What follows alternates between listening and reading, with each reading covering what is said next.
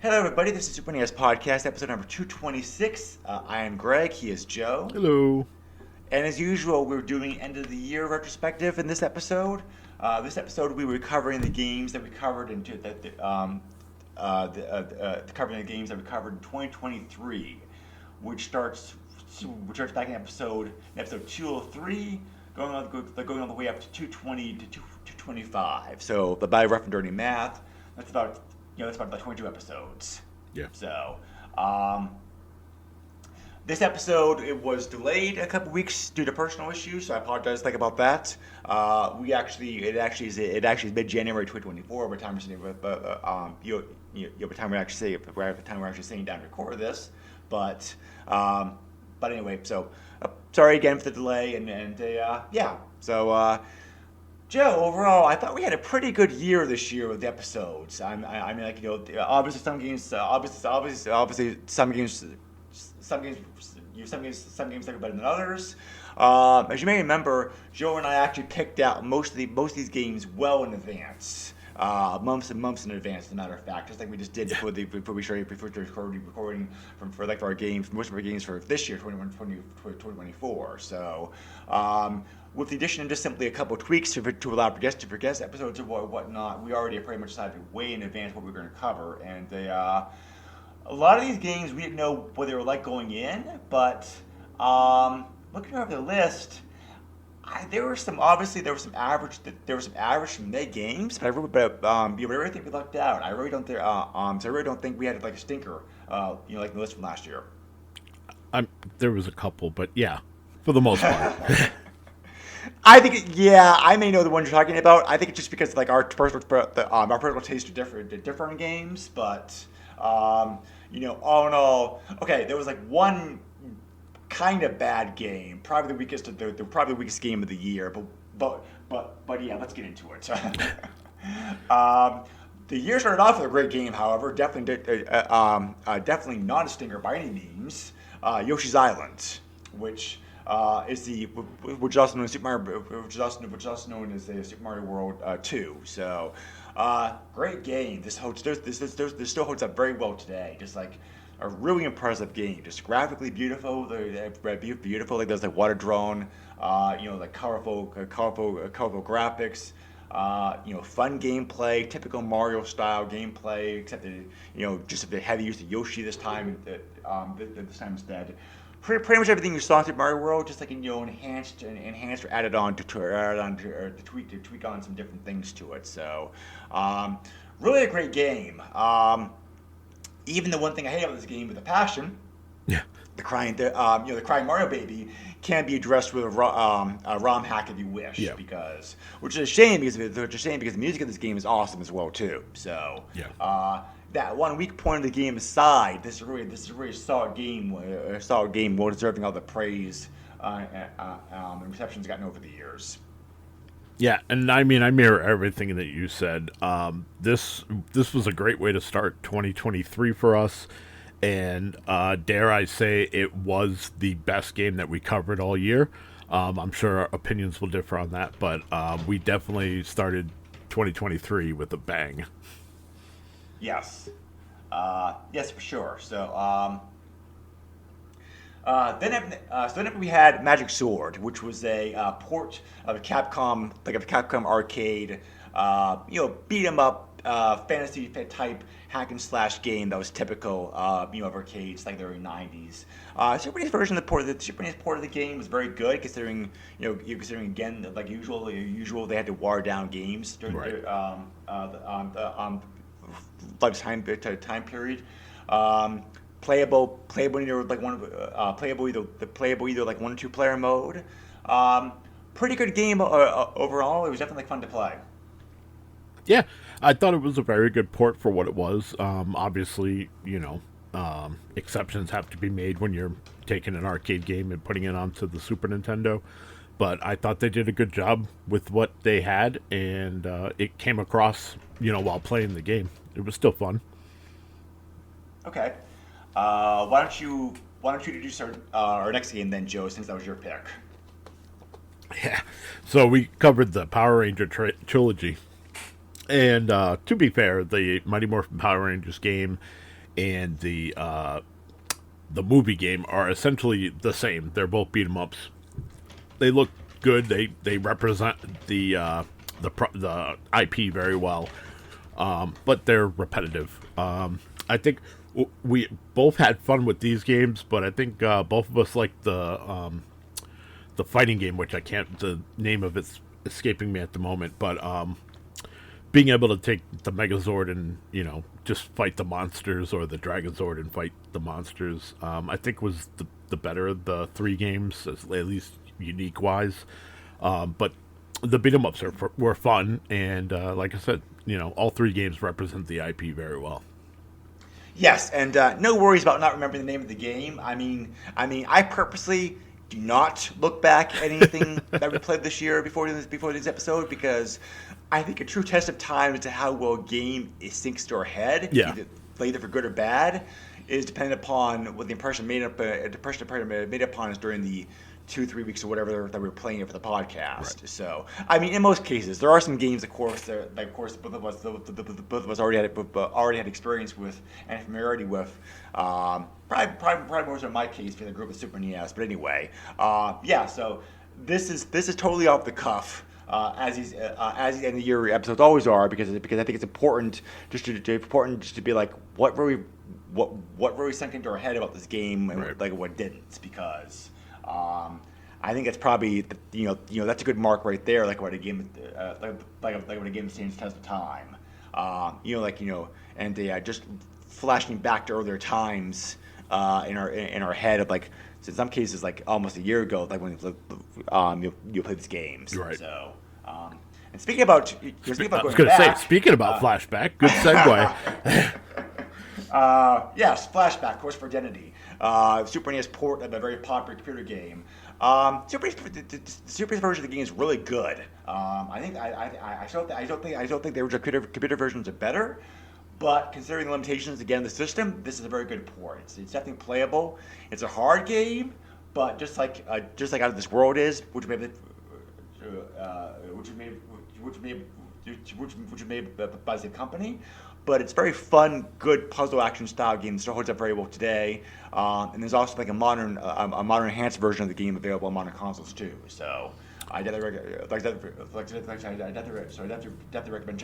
checking it out. This is still like a fun game. Yeah, so this was one that I kind of struggled with, and it was kind of upsetting because I'm a big fan of the original Prince of Persia, and that's kind of where we are with this game Flashback.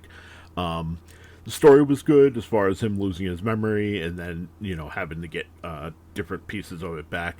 And actually, I enjoyed it enough and didn't finish it. I don't think for the time when we recorded the episode, but since then I picked up the remake that you were talking about on the 360 and have started to play through that. And with the graphical upgrades and the core mechanics still being there, it really shows that, like, here we are 30 years down the line, the game still holds up and it's still fun to play as long as you know what you're doing. Yeah, definitely. Yeah, this game definitely has a learning curve. Definitely has a lot of like trial and error. Yeah. You will definitely die and redo parts numerous times before you finally finish the right sequence. But again, the previous game, Out of This World, was the same way. Right, So right. That's just how this company did things. So. Next game, I don't remember whose pick it was at this point, Joe. But This was mine. Okay, so go ahead. Like this then. So I had chose Battletoads versus Battle Maniacs, and I'd originally chose this because I was thinking this was the arcade port to the Super Nintendo, and that didn't end up being the case. It was basically a upgraded remake of the Nintendo Battletoads. So same sort of difficulty. There were some really difficult platforms in this game. Enemies. I think this game was easier. Um, I do think this game was easier than the NES, the NES one, like, for sure. So there was like when you're riding on the Sky Cycle or the sled or whatever. That part of the game was definitely easier than it was on the NES, and there were a couple like platforming parts that were definitely easier. Sure. But Yep. I Yep. mean, Yep. it's Battletoads, and Battletoads holds a certain weight and a certain expectation as far as difficulty goes. And yes, I mean this game held up to all those lofty standards, and I still thought it was a pretty damn good game. I never played this one because I struggle so much with the NES original. I just pretty much swore it off forever since that point. But this was this is a very nice game as far as like a solid platforming game with like a Battletoads action. So it's still a hard game, but it's definitely a little bit easier than the S1 for sure. Yeah. So and just like the graphics, music still hold up pretty well today. So this is a fun game for sure. So it's definitely a good action time on the system. Yep. The next game is also a game of franchise like a franchise both of us love. So why don't you go ahead and take this one also, Joe? Yeah. So we covered Teenage Mutant Ninja Turtles, Tournament Fighters, and if I remember correctly, we kind of touched on all three versions of the game. So, I mean, this one stuck with me because it's a Ninja Turtles fighting game. I have it on the Cowabunga collection, so like it's something that I'm familiar with, but not too familiar with. I had played the Genesis version, so it was fun going and playing the Super Nintendo version, which was slightly different. But it's Street Fighter mechanics with Teenage Mutant Ninja Turtles. It's a one-on-one fighter, and it really doesn't get any deeper than that. I mean, yeah, I agree with that. I think this game is probably one of the better fighting games in the system. So, and it does feel turtleish at least. Yeah. They didn't include characters both in comic books and movies, including some like deep cuts, like when I remember. Yeah, so, it is cool in that sense that they definitely have it. And it has like a decent one-player story mode as well as as well as your typical two-player stuff. Yeah. I mean, it's a decent enough game for what it is. I mean, it's fine. It's not the best fighting game in the system, but it's not bad. So, and then you might as well cover the next game as well too, Joe, because it was your pick. Yeah, this was my pick. Biker Mice from Mars, which I had some sort of history with. Not obviously on the original SNES, but this is like one of those games that I discovered through emulation. And it's basically RC Pro AM, but on the Super Nintendo and with the Biker Mice from Mars IP. I loved the music in this game. I thought the graphics were good. I felt the roster of characters that you could play as was good. Overall, yes, this is a very medium game. Like, it's not super good. It doesn't suck, but it's very middle of the road. I think I actually like this game a little bit more than you did actually, because I was surprised to find out this was a Konami game because I'd never heard of it. And this game feels like, and I remember saying at the time, this game feels like it could have been like an arcade game. Yeah, because it definitely has that arcade game feel to it. It's very different, but it's not bad. It has that, definitely has that Konami polish and flair that all the games on the system did for sure. So, if you're like me and never heard of this game, I certainly recommend checking it out. I don't think it's the best Konami game in the system, but by far, but it definitely was a pleasant surprise for me at least. So, it's definitely a different game, but pretty good, I thought overall. So, next up, we covered Harvest Moon, which is a favorite of mine. I've always loved the Harvest Moon games, the Harvest, on the multiple systems. I know, Joe, you're not really like a fan of this kind of game, but to me, Harvest Moon is a perfect like Zen-like, just relaxing game. And once you know it, like a few weeks after we released the episode, Nintendo put both Harvest Moon Super NES and Harvest Moon 64 on Switch. So it's like, of course they do that like after we do the episode, but I am very glad those games are on there because those two games are some of the best games in the franchise, I think, in my opinion. Harvest Moon 64 is like super damn expensive these days too, as boot to boot. Yeah. So it's like having both those games available on Switch now is like great. But anyway, so yeah, I really Harvest Moon this year, the Super NES is his first game in the franchise. I think it's still very fun to play. I pretty much had to like bribe Joe into covering this game, so I'm sure. But if I remember, Joe, you like at least I found it tolerable. So Yeah, I didn't hate this. Not as much as I thought I was going to going into it. I do not do good with harvesting, simulation games, crafting yeah, games, yeah, simulations, stuff like that. yeah. Just it is not my thing. But this was pretty intuitive. It once you get into a groove, it was pretty easy to get into and enjoy. The fact that you can, swoon different women based on different circumstances was a nice little touch. Yeah, I didn't hate this as much as I thought I was going to, but it's most certainly not something I've gone back to since. Fair enough. Yeah, it's like the spin-off franchise Rune Factory has more action in it than these Yeah. games do. So, but anyway, yeah, that's fair. So, next up is a theme. I think this game is probably my least favorite of the games we covered this year. But I didn't hate it. I just think it's like very, very meh. Captain America and the Avengers, which is a Super NES port of a very popular arcade game. I'm drawing a blank as to who made the game like an arcade. It wasn't Capcom, Data was East. it? Data East. Yep. Okay. Right. So, yeah, the Super NES version of the game. I don't know what happened with this one. It's very lackluster compared to the arcade game. It's not unplayable. You certainly can play the game and have some fun with it. But far and away, it's not the best version of the game at all. The Genesis version of this game blows it away like by country mile. So this is probably for me my least favorite game of the games we covered this year.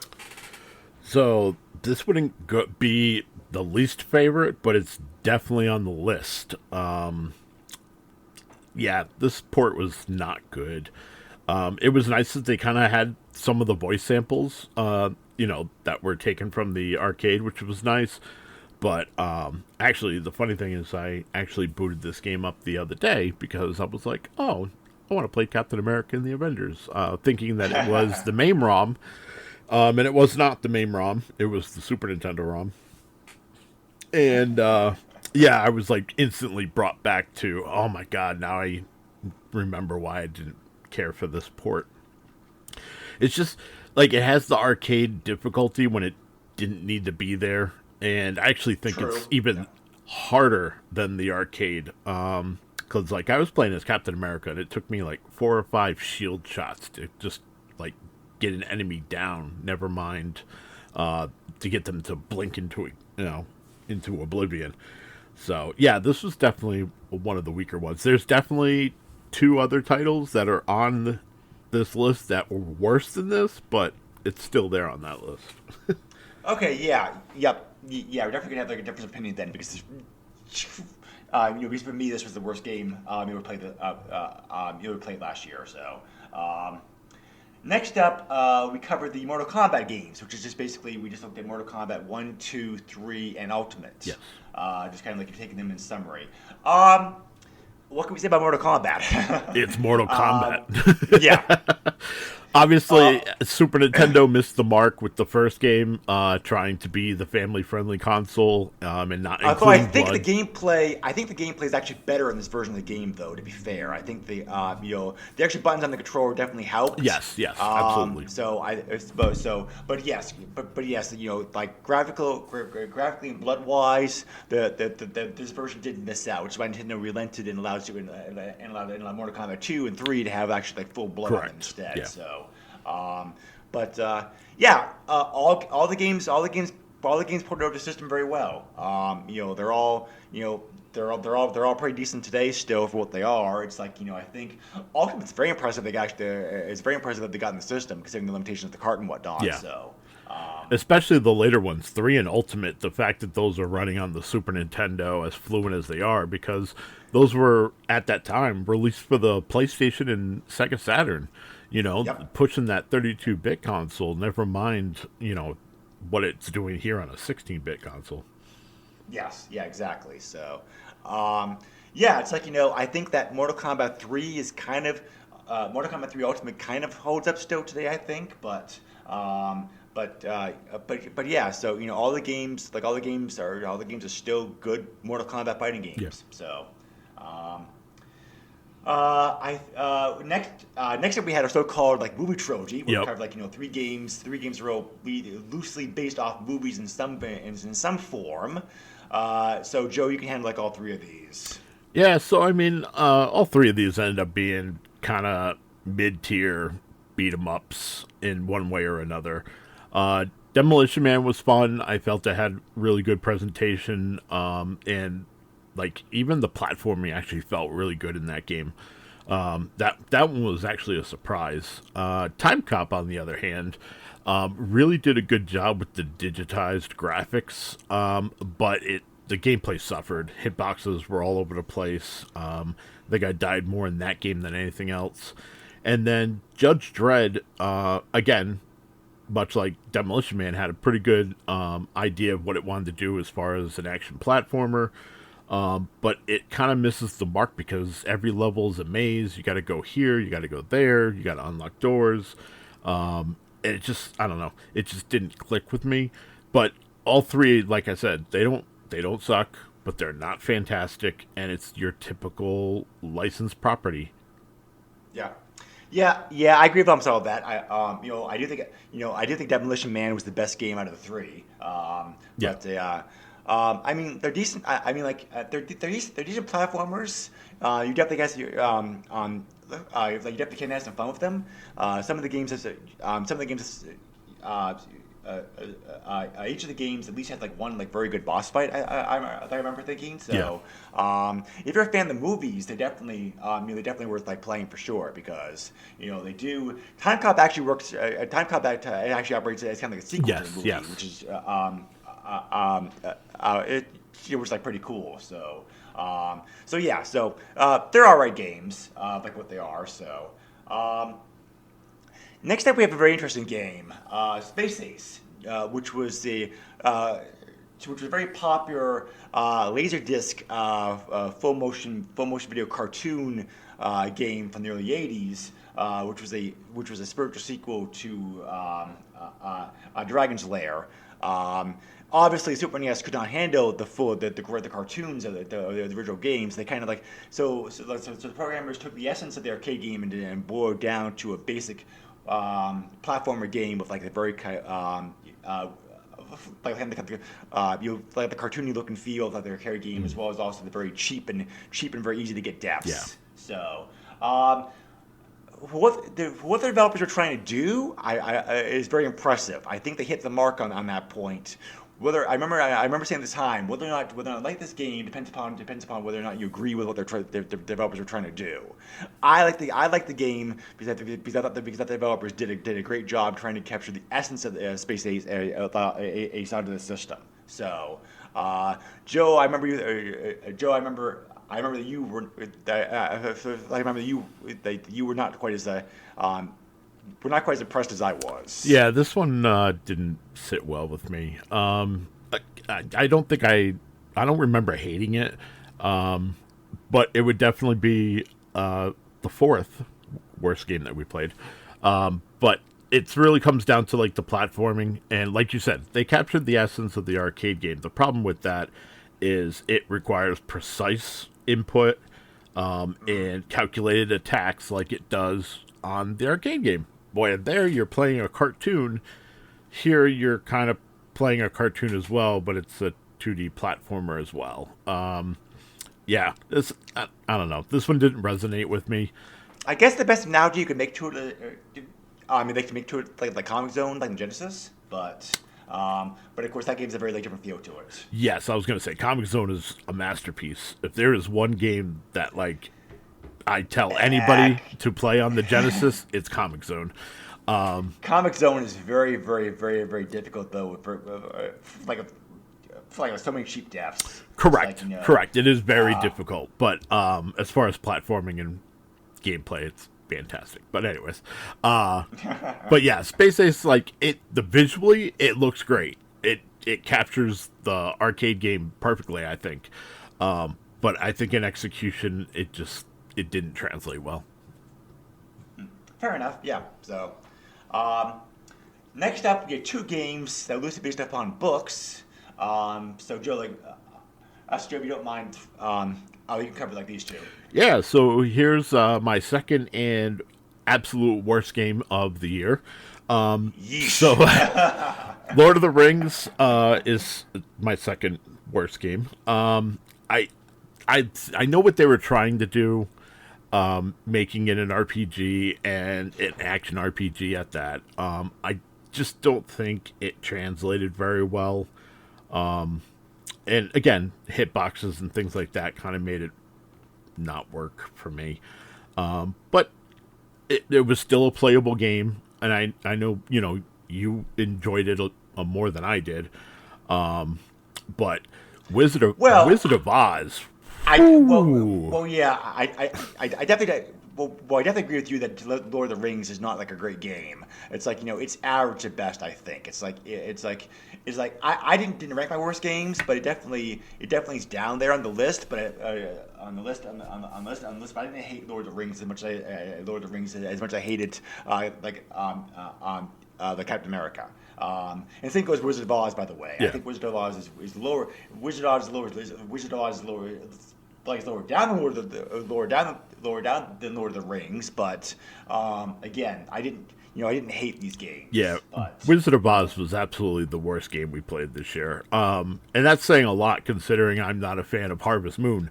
But the Wizard of Oz was Harvest Moon is at least programmed well. Correct. So Wizard of Oz visually looks fine, and everything lines up great, yeah. lines up with the Wizard of Oz, and it's everything you could want in a licensed video game. But the hit detection, platforms that you can jump through, all that, some of the like sound effects were really grindy. The music was good. I like the idea that you can play as different characters, and those different characters have different abilities to help you traverse the levels. There were some bright spots in the game, but overall, this was, in my opinion, the worst game we played all year. It's not a great platformer. It's terrible. It's playable, but I wouldn't rate it the worst. I still think Captain America fits that bill for me, but it is down there. So luckily, the next game we covered was pretty good. Jungle Strike, which is the second game of the Strike. It was the second. Yep. Yeah. So just more of the same for Desert Strike. Just like you're just like you're throwing a helicopter in a 2.5 D perspective. Going around shooting things up, Yep. kind of a very crazy 90-ish story. Definitely some very 90-ish gameplay elements, which are not aged very well today. But I don't think this game is as good as and because of all that, I don't think this game is as good as it was 30 years ago. It's not the game's fault, but it's just there's certain things that we've moved on since then. So it's still playable today, but it's not the best game in the franchise by far. The last two games in the series, I think, Soviet Strike and Nuclear Strike are far and away the better ones. Yeah, I was gonna say, I like Jungle Strike. We had fun with it, and I do think it's just as good as Desert Strike. But I wholeheartedly agree with you, particularly with Nuclear Strike. Nuclear Strike making that jump to the Saturn and PlayStation not only upped the graphics, but they did a great job incorporating full motion videos and everything else. It's definitely the better game out of the franchise, in my opinion. But Jungle Strike, much like a lot of the games we played this past year, it's right there in the middle. It's not great, but it doesn't suck. Right. Well, one game I definitely had a lot of fun with, and definitely definitely does not suck, and still fun to play today, is Parodius, the only game in the only game in the Parodius franchise from Konami that made its way outside of Super NES, Japan only. I think was this our only Japanese only game we covered this year, actually? No, Jackie Crush was the other, but. Oh yes, okay, right, okay, all right, okay, yeah. So we only covered two this year, which is kind of surprising to me, but But anyway, yeah. This is as the name suggests, this is a parody of Gradius, and it's very over the top of it's zany, cartoony graphics. The music, which is a mix of like classic Gradius songs and also like shamelessly ripped off like pop songs or whatnot. So there's a voice announcer speaking to you the whole way Yeah. through this game in Japanese only, unfortunately. But it's very impressive for Super NES game to have this much voice in it. Yeah. So it's still, if you like shooters, especially especially the Gradius series, this is very fun to play. This is a very fun one to play. Not the best in the series. Later games, the better games, PlayStation were better. I thought like 60 Progress, I think is like the peak of the series. Yes. Yes. But this is still like a very fun game. Very very impressive that they got it onto the cards for sure. Yeah, I was gonna say this game was just fun overall. I love Parodius, especially after we played it. My experience with the franchise was basically Sexy Parodius and Harmful Park on the PlayStation. So those were the ones I was familiar with. But I've gone back and played this since, and I enjoyed it very much so. So this was definitely a highlight of the year. Right. So next up is our last platform of the year because Super NES has a lot of platformers on it. So another Disney inspired licensed game, Jungle Book. Joe, this was your pick, so go ahead and play this one. Yeah, I can't even remember why I picked this, but it's it's Jungle Book. It follows the story of the movie very well. Graphics look great because it's a Disney property, but I don't know. Like I this is one of those games that like I've always tried to like, and I just can't because once again, hit detection. You fall through platforms. It's very much a lot of the same complaints that we had about Wizard of Oz. Yeah, it's a very good Disney. It's not Yeah, it's a horrible. very good Disney inspired. Yeah, sorry. It is a very good Disney inspired game. It's not. It's definitely not as good as like Aladdin, or Lion King, however, for sure. Correct, So, and this came out after that, and that's I think part of the problem is that you look back and Aladdin was fantastic, Lion King, although difficult, was still a great game, and then you're kind of given this, which I don't think we covered it before. It's kind of like Pitfall: The Mayan Adventure, just yeah. reskinned. And Pitfall: The Mayan Adventure was not a great game. So, Yeah.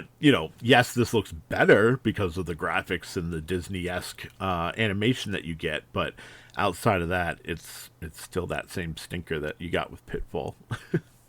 Yeah, I mean, like flavor fan Disney games. This one definitely is good. I mean, like it's not, but it certainly is fun to play in stretches. It's not a horrible game. It's just that, like Joe just said, the bar set so high that a version just didn't develop this game as well as it did with Yeah.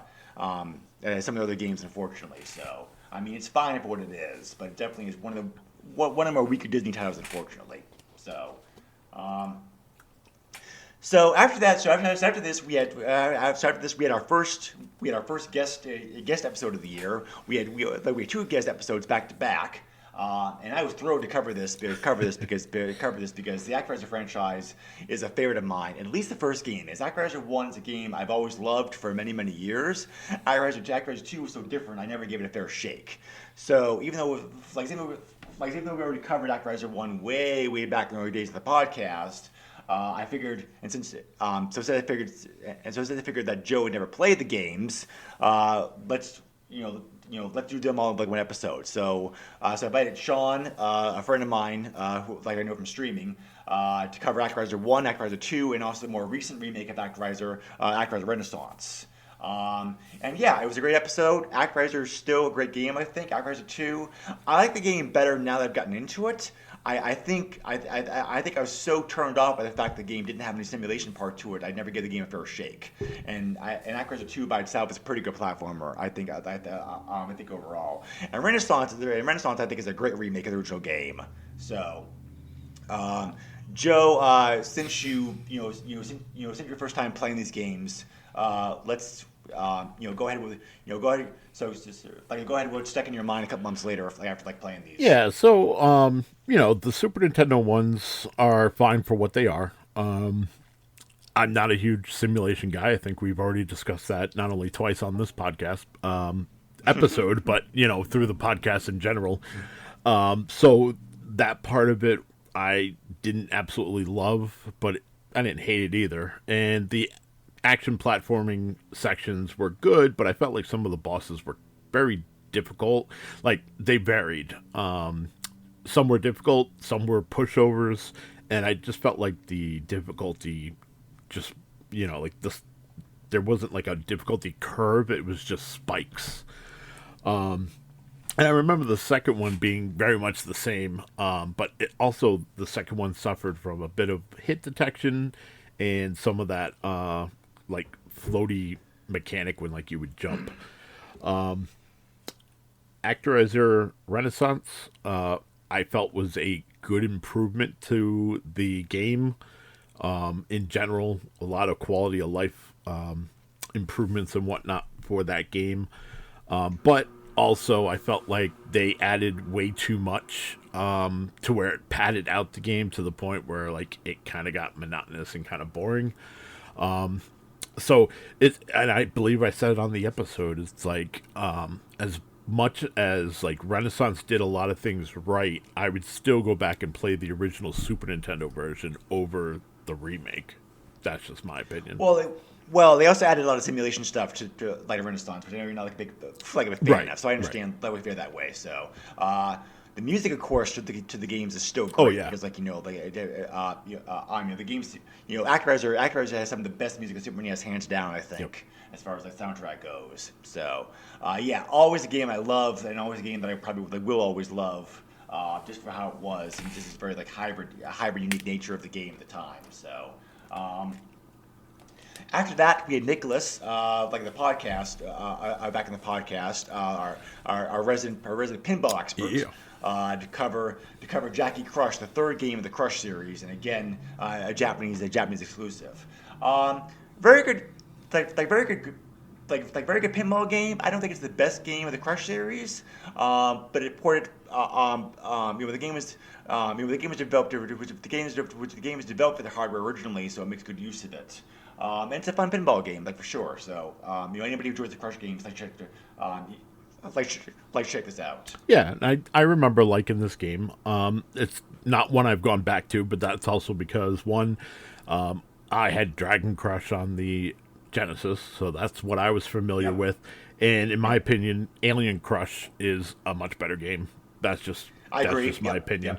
But I agree. It's pinball. It works. The music's fantastic. The atmosphere is like perfect. They do a great job with the creepy monsters and everything else that you encounter. And it's pinball. There's not too much to say. Yeah. So then we had your last pick of the pick of the year. So again, an episode where we're covering multiple games. We looked at the King of the Monster games. Joe, do you want to cover this? Yeah, so we covered King of Monsters 1 and 2, which I'm a huge fan of the arcade versions of these games. And I had at least the first one on the Sega Genesis. But yeah, I felt both of these Super Nintendo versions did a good job of capturing what was exciting about the arcade versions, being able to have that one-on-one fighter, but yet you have destructible environments around you. And if I remember correctly, I think the Super Nintendo game incorporated damage done in the city, to help you with your score. Yes, yeah. So that was something new because in the arcade, I don't remember that being a mechanic in the arcade, and I could be wrong. It's been a while since I've played the games proper in the arcade. But yeah, I mean these are good games. They're not fantastic. They don't suck. But if you want to play King of Monsters and you don't want to play the arcade versions, these are good suitable ports. Yes, and both games are available also like in modern systems as well. Like you like pay for them separately, but yeah, Kingdom Hearts 1 and 2 does have some different gameplay differences, and because of those differences, I prefer 2 over 1. But they're still like they're still like pretty decent kaiju fighting Yeah. games. So I will give them credit for that. Last but not least, I wanted to finish off the year with an easy game because of the holidays and whatnot. I was curious to see how bowling was in the system, so like the Super Bowling, a game I never played before, and it's a very good bowling game. You have both like regular bowling, and you also have like a golf bowling, which was new to both of Yeah. us. Well, I'd seen golf bowling before in other games, but I never really played it really. So golf bowling on here was fun. It's a very cute, whimsical, well put together bowling game that still holds up pretty well today. Yeah, I mean, it's bowling. We had a blast with it, and I think the only other game is what, Brunswick Bowling or something like that, and it plays very different. We'll probably cover that at some point. I actually meant to mention that for the list for this year because I figured let's get rid of the 2 bowling games. But yeah, I can add it. That's but yeah, so Super Bowl is fun. I mean, I grew up as far as like arcade bowling and like on the NES. I had like Capcom Bowling, and that was like one of my favorite bowling games for like the longest time. Super Bowling, I think it is or has replaced it. I've definitely gone back and played Super Bowling more than I have Capcom Bowling now. But yeah, this was a good way to top off the year. We both had stuff going on, and this was just a very easy breezy game. And I was glad that we covered this as the last game, especially since I was covering Lunar Legends on my podcast. So I was knee deep in an RPG. Right. But yeah, yep, that works. Yeah, so as Joe just alluded to, we are making up. We are in the process. We are in the process developing our list, like our list of games for this system this year. Like last year, we're doing it pretty much blind. There's a pretty good mix here of like games, games we've never played, games we know are classics and are heavy hitters, guaranteed to bring in viewers hopefully. Games that we probably think are going to suck. How much suckage is involved here, we don't know. That's kind of a surprise to it. So I think we're definitely going to have some. So I think we're probably going to have a lot more sinkers this year as opposed to last year, Joe. Just look at the list, but who knows? I mean, that's where I play them. Yeah. Coming up for next for our first game for 2024, a game that Joe picked. I actually never heard this game somehow. What game do you want to have us cover to start off with, Joe? Michael Jordan, Chaos in the Windy City. Yeah, I actually somehow, I guess that Shaq Fu gets all the attention in this game, or maybe you just have had, maybe I've just had my head under a rock for a while, but I don't think I've heard of this game. So this came out, I believe, pretty late in the life of the Super Nintendo. I had it for the Genesis, and I want to say it was like 94, 95. So it was in, that range in which like Michael Jordan was just super popular. And I think it was an answer to Shaq Fu. Shaq Fu came out first, and I think that's one of the reasons why we remember that more, because, well, we'll get it to when we cover it. But Shaq Fu, I think, was like 92 or 93. It was Shaq's rookie year. Like, he was a sensation. So whoever was managing Michael Jordan at the time basically got him a video game deal, and we got this Chaos in the Windy City. And I can't wait to talk about it because I have some memories, not necessarily good ones, but it's definitely one of those games that I was like, I want to see what Greg thinks. I mean, fair, yeah. So, but Yeah. So, I mean, it's a fair pick, so for sure. But anyway, as always, we appreciate you listening to the podcast. If you have any questions, comments, suggestions, you can hit us on Facebook, or you can just send me an email directly to the SNES podcast @yahoo.com. Joe, where can I reach you at? You can find me on Twitter at JOESUX30. I have a very public Facebook, so be warned. And also, you can Google me, and there you'll find all the different things that I do as far as the podcast, this and Radical Retro Roundup. And I do have a Radical Retro Roundup page on Facebook that you can check out. We are currently playing through Phantasy Star. That is going to be the next episode. And then I amazingly got George to volunteer. We're going to cover some music albums that are turning 30 this year, and one particularly that's turning 25. And we're going to do that in conjunction with the podcast. So it's going to be like an extra episode, but not really part of like the Radical Retro Roundup, podcast mythos or whatever. So yeah, I'm pretty excited to kind of take this next step and start covering some music. Yeah. Okay. Definitely. Yeah. It should be like I definitely should be like like a fun game for sure. Yeah. So, but anyway, as always, thank you for listening to the podcast. We very much appreciate it. Stay safe, everybody. Be well, and we'll catch you again soon. Bye. Later And Happy New Year. Bye. Happy New Year. Yes. Take care.